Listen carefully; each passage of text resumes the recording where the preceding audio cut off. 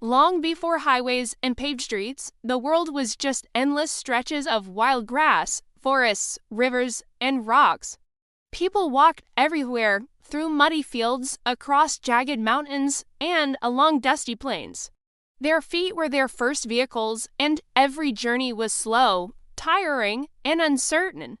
Then came the wheel, a simple circle that changed everything. But as soon as the first carts began to roll, a new problem appeared. The world didn't have roads. The ground was rough and uneven, filled with stones, mud, and tangled roots. Carts would sink into soft earth, tip over on slopes, or get stuck in ditches. So humanity's next great invention wasn't just the wheel itself, it was the road beneath it. In the ancient lands of Mesopotamia, where the Tigris and Euphrates rivers curved through fertile soil, the first roads began to take shape. Villagers noticed that when many carts rolled along the same path, the earth became packed and smooth. The ruts made by the wheels actually guided new carts, turning simple dirt tracks into natural lanes. At first, roads were accidental, shaped by travel itself, but soon people started improving them on purpose. They laid down flattened stones to stop wheels from sinking in the mud. They dug small trenches along the sides so rainwater could drain away. They filled low spots with sand and gravel.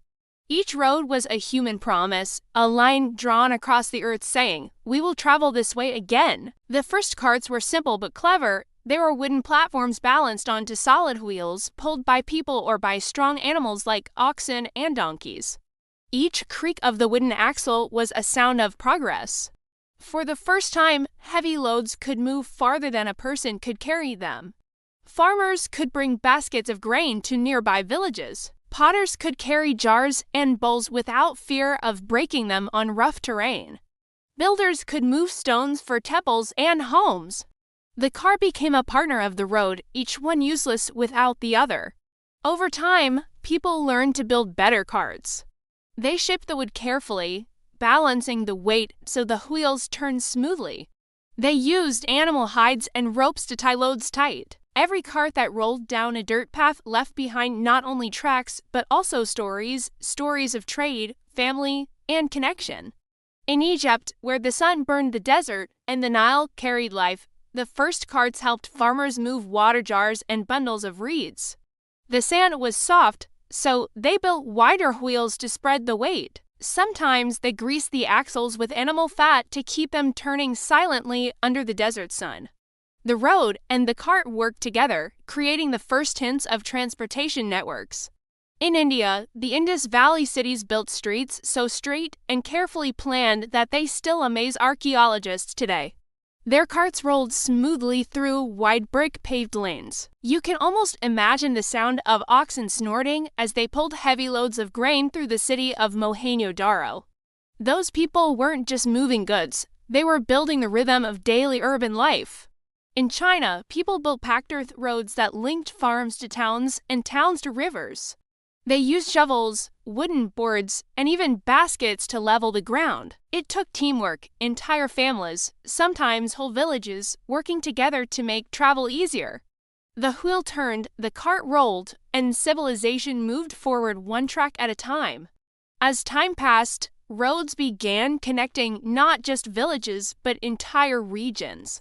Paths widened as more carts rolled over them. Trade flourished, and ideas began to travel too. Languages, songs, and stories followed the same routes as grain and pottery.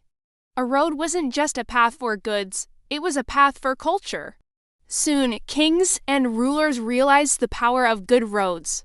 A road meant faster armies, stronger trade, and tighter control over lands. So they ordered workers to build great roads stretching for miles, with markers and resting places along the way. Messengers on foot, riders on horses, and merchants with heavy carts all shared the same dusty highways. In Mesopotamia, the Sumerians paved some of their main streets with baked bricks, the first real paved roads in history. They used bitumen, a sticky tar-like substance, to glue the bricks together. Even under the hot sun, these roads held firm. You could walk barefoot across them without sinking into mud, a small miracle in a world before concrete.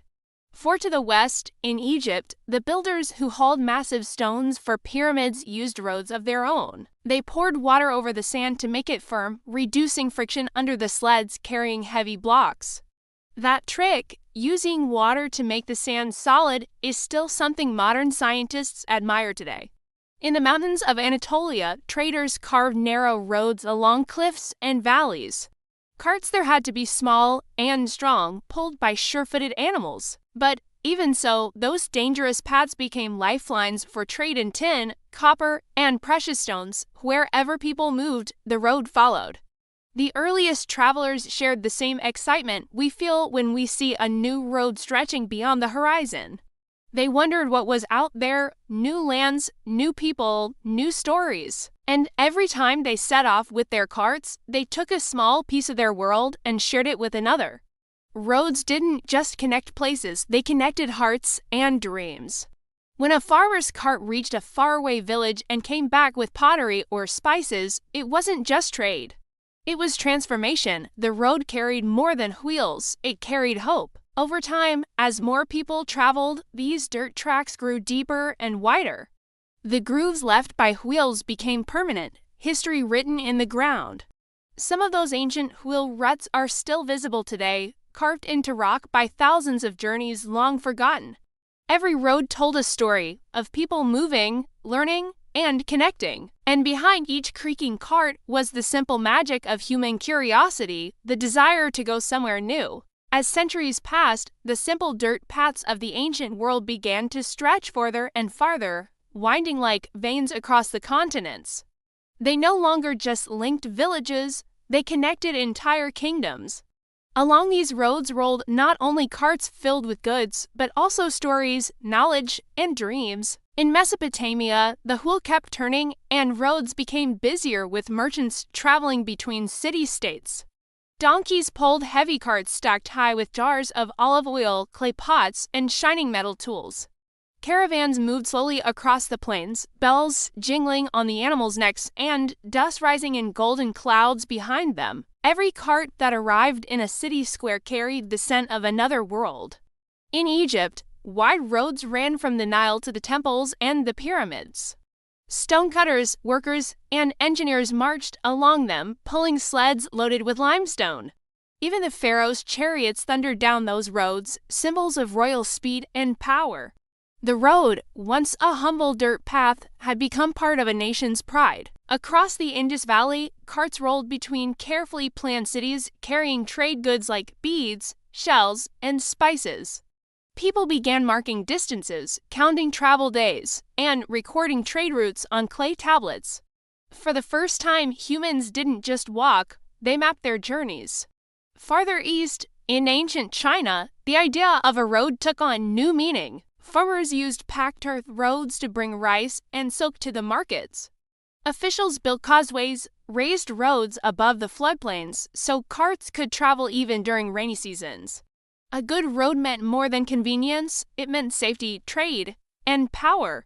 Then came one of the greatest builders of roads in history, the Persians. Their empire stretched across thousands of miles, from the Mediterranean to India.